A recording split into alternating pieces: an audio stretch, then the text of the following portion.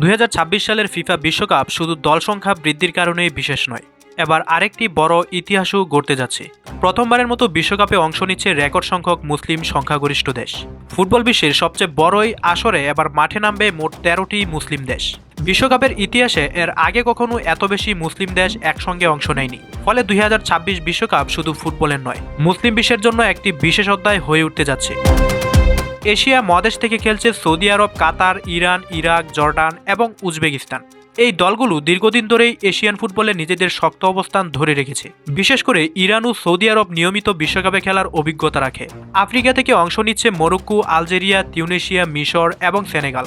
এর মধ্যে মরক্কো 2022 বিশ্বকাপে সেমিফাইনাল উঠে ইতিহাস সৃষ্টি করেছিলেন। আর সেনেগাল ও মিশরও আফ্রিকার অন্যতম শক্তিশালী ফুটবল দল হিসেবে পরিচিত।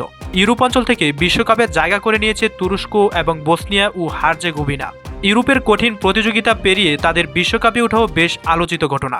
সব মিলিয়ে 13টি মুসলিম দেশ এবার বিশ্বকাপের মঞ্চে নিজেদের সামর্থ্য দেখানোর সুযোগ পাবে।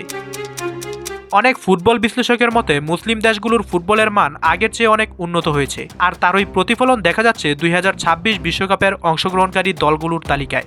এখন দেখার বিষয় এই দলগুলোর মধ্যে কে সবচেয়ে বড় চমক দেখাতে পারে। মরক্কো কি আবার ইতিহাস গড়বে, নাকি সৌদি আরব, ইরান কিংবা সেনেগাল নতুন কোনো রূপকথার জন্ম দেবে?